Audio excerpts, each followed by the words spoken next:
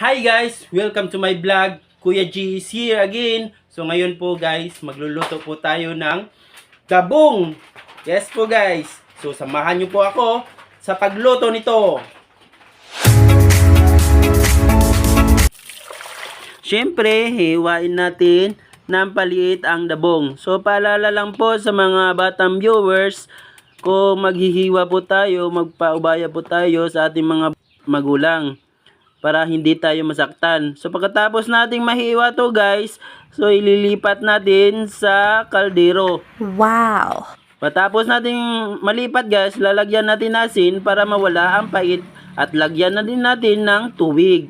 So pagkatapos natin malagyan guys, tatakpan natin at ilalagay natin sa apoy para kumulo siya. So maghihintay tayo ng ilang minuto. So pag kumulo na siya guys, so ating titingnan kung okay na siya, kung malambot na ang ating nilutong dabong. So pagkatapos guys, isalin natin siya para mawala yung sabaw na ating ginamit. Maghiwa na rin tayo ng sibuyas at ahos. Ang dabong nga po pala guys, galing po siya sa bamboo tree na bagong tubo. Nilagay na natin yung kawali para uminit. Inilagay na rin natin ng mantika para sa paggisa sa ating ahos at bombay. Sa pagluluto ng dabong guys, may ginataan, may ginisa. So kayo na pong bahala kung anong gusto nyo. So inalagay na natin ang dabong guys para maluto siya sa ating mantika. So iminikos-mikos natin guys, minikos-mikos natin para mahalo siya. So pagkatapos guys, nilagay na natin tubig para magkaroon siya ng sabaw. Pagkatapos nito guys, nilagyan na din natin ng asin.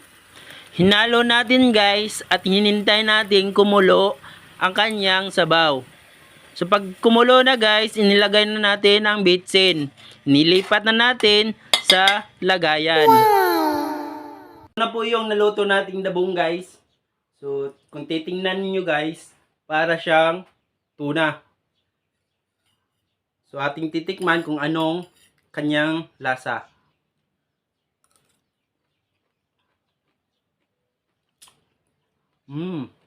Para siyang crab. Ang sarap guys. Thank you for watching.